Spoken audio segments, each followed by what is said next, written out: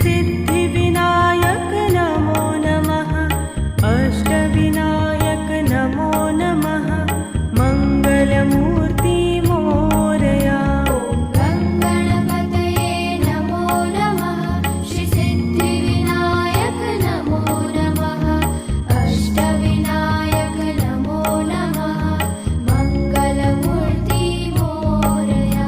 ॐ गणपतये ಮಾಮ ನಗುತ್ತ ಬಂದ ಮನದಂಗಳಕ್ಕೆ ಪ್ರೀತಿ ಬೆಳಕಿನಲ್ಲಿ ಹೃದಯ ಹೊರಟಿದೆ ಮೆರವಣಿಗೆ ಅವನ ಪ್ರೇಮ ದೂರಿನ ಕಡೆಗೆ ಪ್ರೀತಿ ಪಯಣವೋ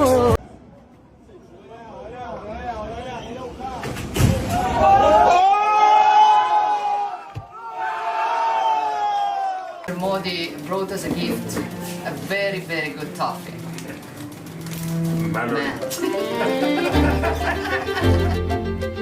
रोम को विश्व में इटर्नल सिटी के रूप में जाना जाता है।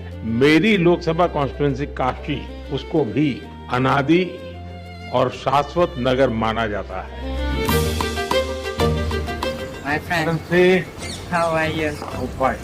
Nice to see you.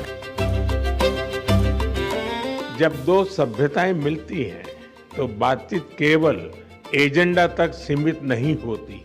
इसमें इतिहास की गहराई, भविष्य की दृष्टि और मित्रता की सहजता तीनों साथ दिखाई देते हैं।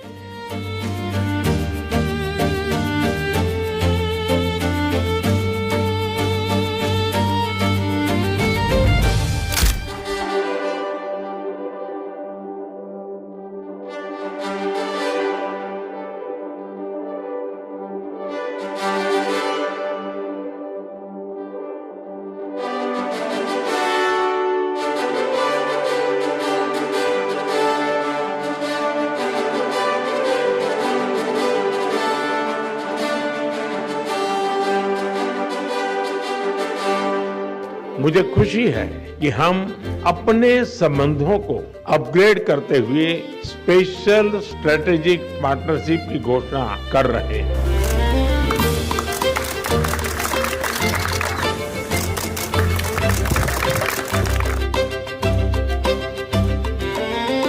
हम design and develop in India and Italy and deliver for the world के सिद्धांत पर आगे बढ़ेंगे। भारत का मत स्पष्ट है कि सभी समस्याओं का समाधान डायलॉग और डिप्लोमेसी के माध्यम से होना चाहिए। हमारे ऐतिहासिक, सांस्कृतिक और पीपल टू पीपल संबंधों की झलक दोनों देशों में कदम कदम पर दिखाई देती है। यह दर्शाता है कि हमारा रिश्ता केवल डिप्लोमेसी का नहीं, साझी धरोहर का है।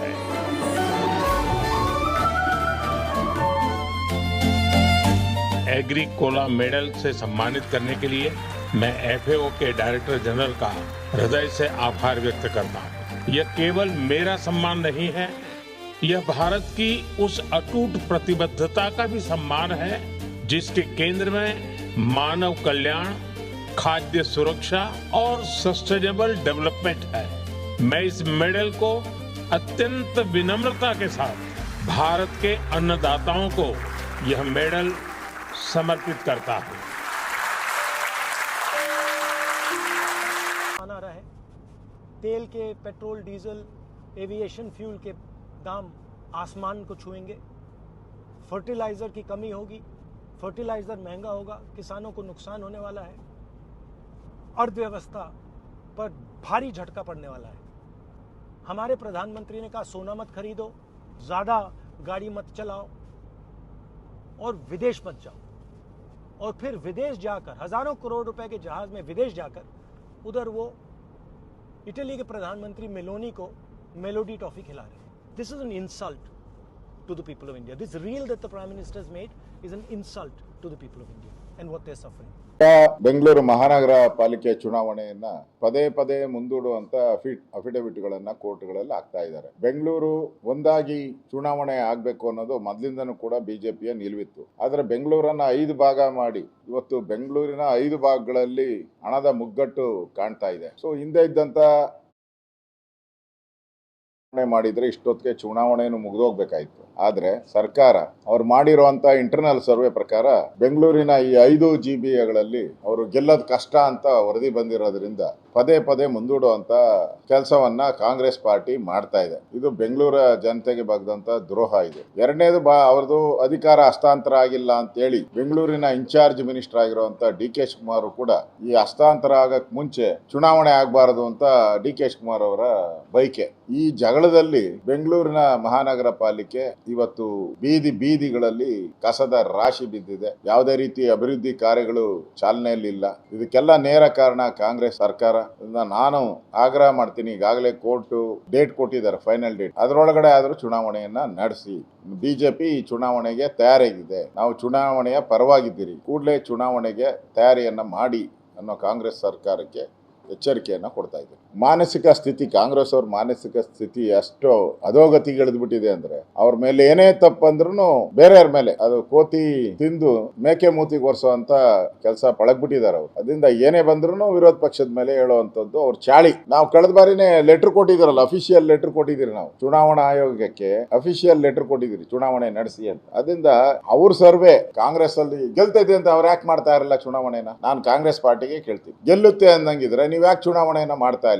ನೀವು ಸೋಲುತ್ತೆ ಅನ್ನೋ ಭಯದಿಂದ ನೀವು ಚುನಾವಣೆಯನ್ನ ಮುಂದೂಡ್ತಾ ಇದ್ದೀರಾ. ಅದನ್ನ ವಿರೋಧ ಪಕ್ಷದ ಮೇಲೆ ಯಥಾ ಪ್ರಕಾರ, ನಿಮ್ದು ಹಳೆ ಚಾಳಿ ಯಥಾ ಪ್ರಕಾರ ವಿರೋಧ ಪಕ್ಷದ ಮೇಲೆ ಹೇಳುವಂತದ್ದು ನಿಮ್ ಚಾಳಿ ನೀವು ಮಾಡ್ತಾ ಇದ್ದೀರಾ. ಸಮಾವೇಶ ಸರ್ಕಾರ ಯಾವ ಪುರುಷಾರ್ಥಕ್ಕೆ ಮಾಡ್ತಾ ಇದ್ದಾರೆ ನನಗಂತೂ ಅರ್ಥ ಆಗ್ತಾ ಇಲ್ಲ. ಜನಸಾಮಾನ್ಯರು ವಿರೋಧ ಪಕ್ಷದವ್ರಿಗಿಂತ ಹೆಚ್ಚಾಗಿ ಪ್ರಶ್ನೆ ಮಾಡುವಂತದ್ದಾಗಿದೆ. ಈಗ ಬೆಳಗ್ಗೆಯಿಂದ ನಾವು ಮಾಧ್ಯಮದಲ್ಲಿ ಸುದ್ದಿ ನೋಡ್ತಾ ಇದೀವಿ, ಸಾರಿಗೆ ಇಲಾಖೆ ಯಾವ ರೀತಿ ಇನ್ಎಫಿಷಿಯಂಟ್ ಆಗಿ ಕೆಲಸ ಮಾಡ್ತಾ ಇದೆ ಅನ್ನೋದು ನೋಡ್ತಾ ಇದೀವಿ. ಅಲ್ಲಿ ಇರ್ತಕ್ಕಂತ ಕಾರ್ಮಿಕರಿಗೆ ಮತ್ತೆ ಅಲ್ಲೇನ್ ಇಷ್ಟು ವರ್ಷಗಳ ಕಾಲ ಕೆಲಸ ಮಾಡ್ಕೊಂಡ್ ಬಂದಿದ್ದಾರೆ, ಅರಿಯರ್ಸ್ಗಳು ಕೋಟ್ಯಾಂತರ ರೂಪಾಯಿ ಬಾಕಿ ಉಳಿಸ್ಕೊಂಡು ಕೊನೆಗೆ 16 ಬಾರಿ ಸಂಧಾನ ಸಭೆ ಅಂತ ಮಾಡಿ ಬಹುಶಃ 11ನೇ ಸಂಧಾನ ಸಭೆ ಮಾಡಿರ್ಬೇಕು. ಶಕ್ತಿ ಯೋಜನೆ ಮೂಲಕ ಫ್ರೀ ಬಸ್ಸು ಅಂತ ಹೇಳಿದವರು ಕಾಂಗ್ರೆಸ್ ಅವರು ಕೊನೆಗೆ ಸಾರಿಗೆ ಇಲಾಖೆ ಇವತ್ತು ಎಲ್ಲಿ ಬಂದು ನೆಲ ಕಚ್ಚಿ ನಿಂತಿದೆ ಅಂತ ಉತ್ತರ ಕೊಡಬೇಕಾಗ್ತದೆ. ಒಂದು BMTC ಇರ್ಲಿ, KSRTC ಇರ್ಲಿ, ಯಾವುದೇ ವಿಚಾರದಲ್ಲಿ ಒಂದು ಟೈರ್ ಕೂಡ ಬದಲಾವಣೆ ಮಾಡಕ್ ಆಗ್ತಲ್ಲ, ಒಂದು ಮೇಂಟೆನೆನ್ಸ್ ಬಿಡುಗಡೆ ಮಾಡ್ತಕ್ಕಂಥದಕ್ಕೆ ಇವತ್ತು ಸರ್ಕಾರದಲ್ಲಿ ದುಡ್ಡಿಲ್ಲ. ಆ ಪರಿಸ್ಥಿತಿಗೆ ಬಂದ್ ನಿಂತಿದ್ದಾರೆ. ಇನ್ನೊಂದ್ ಕಡೆ ಸಂಬಳ ಕೊಡ್ತಕ್ಕಂಥದಕ್ಕೆ ಅದನ್ನು ಕೂಡ ಯಾವುದೇ ರೀತಿಯಾದಂತ ತೀರ್ಮಾನಗಳು ತಗೊಳ್ತಾ ಇಲ್ಲ.